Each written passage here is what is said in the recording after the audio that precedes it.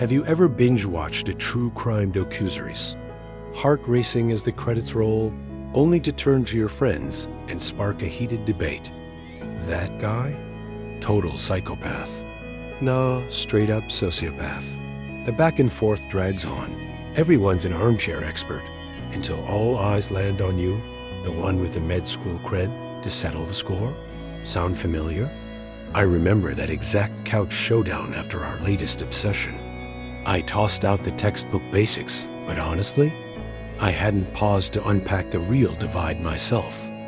If you ever blurred the lines between these two shadowy labels, or just love a good mental health mystery, welcome.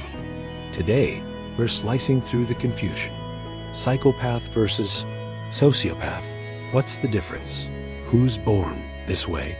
And why it matters for spotting the red flags in real life. Stick around, because by the end, you'll be the group's undisputed guru. If this hooks you, smash that like button now, and let's jump in, no disclaimers. Just the facts from a doc who's walked both Western and Eastern medicine paths. Before we geek out on brains and behaviors, a quick hello from your hosts, where we break down mental health myths, self-care hacks, everyday medical curveballs, and the road to total wellness. We're two physicians blending evidence-based science with holistic vibes. Think peer-reviewed studies meets mindfulness mattress. Drop a weekly dose of this straight to your feed, hit subscribe, and ring the bell. Your future self, and maybe your debate squad, will thank you. All right, no more fluff. Let's crack open the DSM vibes and define our players. Starting with psychopathy. When do we slap that label on someone? Per the Oxford Learner's Dictionary, a psychopath's got a severe personality disorder cocktail. No chill for others' feelings, zero remorse post-bad deed, and a sneaky thrill in cruelty or violence. But is it nature's cruel joke or nurture's revenge? Spoiler, psychopaths are largely born, wired from the jump with genetic glitches. Picture this. Deep in the brain's fear factory, the amygdala, things go haywire. It's the HQ for dodging danger, pumping out that "oh crap" response to threats. In psychopaths, it's on snooze mode. Show them a slasher flick's gore fest, and while normals squirm or shield their eyes, these folks, cool as ice, maybe even chuckling at the chaos. Scans back it up. Their prefrontal cortex, decision-making boss, temporal lobes, emotions and memory, and paralimbic hubs, mood regulators, are remodeled, firing on low. Heck, even smell gets wonky. Their noses can't parse sense as sharply, correlating straight to psychopathy scores on gold standard tests like the hair checklist. Environment tweaks the edges, abuse or chaos can amplify it, but genes lay the foundation. So early warning signs? Spot psychopathy in kids through callous unemotional traits. Zero empathy, guilt's a ghost, emotions run shallow as a kiddie pool. These mini menaces bully without batting an eye, shrug off scary faces, and yawn at happy vibes like a teacher's gold star grin. Fast forward to teens. Same vibe, often tagged as antisocial personality disorder, lifelong pals. Nah, they bail on bonds that don't spark joy, 'cause true connection's a foreign language. Socially, psychopaths are chameleons in a crowd's superficial charm, masking parasitic ties. They weave symbiotic webs.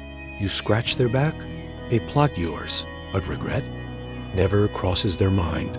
Harm be damned. What fuels the manipulation game? Dopamine, baby, that reward rocket fuel. In their brains, it's cranked to 11.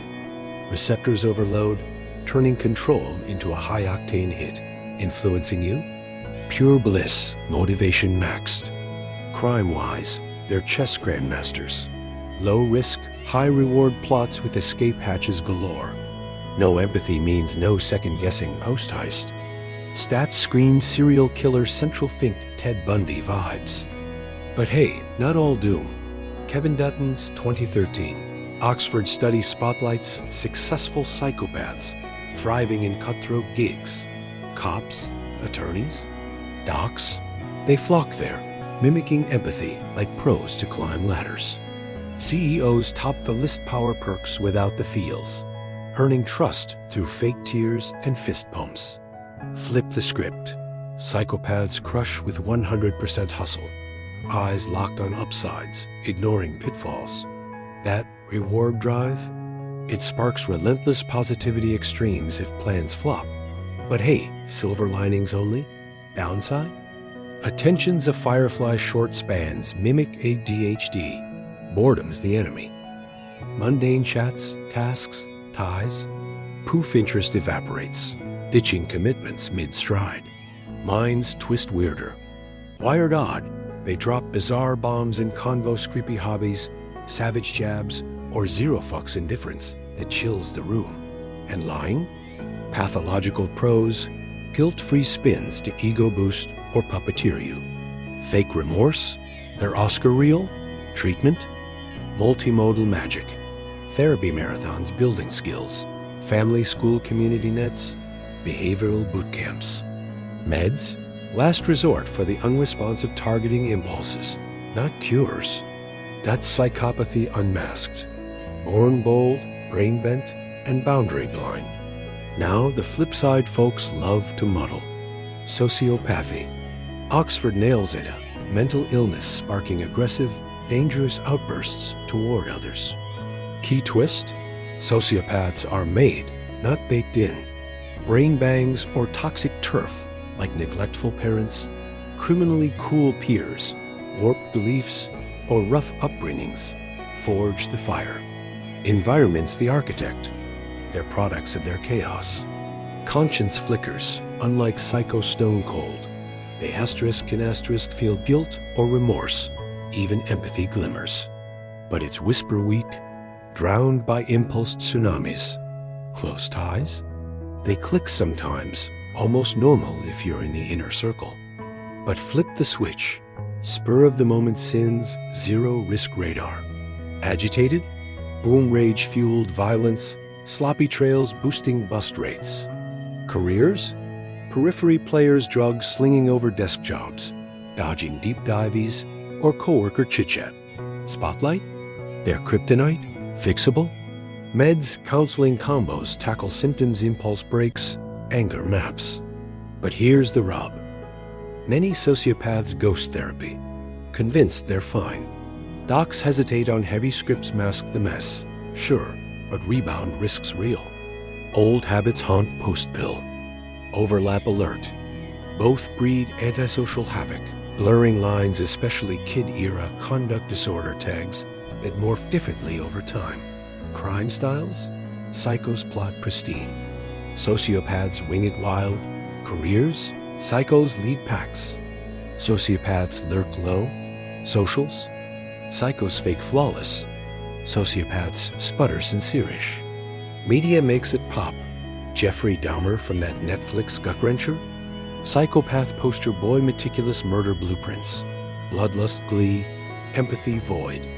Contrast Tommy from power asterisk. Impulsive hits, half-baked plans, flickers of oops, regret when bodies pile too high. Boom differentiated. We've unpacked the brain bends, the born versus bred bombs, and why your next thriller binge might hit different.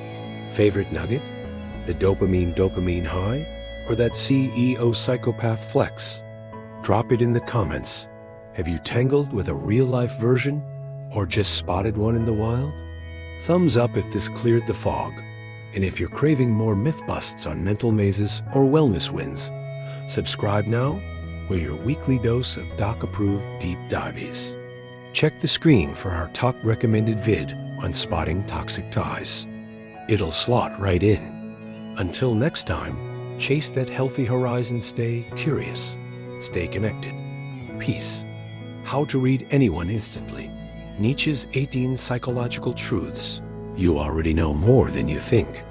You just don't know how to read the signs yet. Because every person leaves clues, tiny fractures in their facade that whisper truths they can't say out loud. And today, we're unlocking Nietzsche's 18 psychological truths to teach you how to spot them, decode them, and use them not to manipulate, but to connect deeper than ever before. This isn't some fluffy self-help fluff or a rushed listicle. It is a full breakdown in 3 transformative parts, each layering on the last, like peeling an onion of the human soul. Skip ahead, and yo,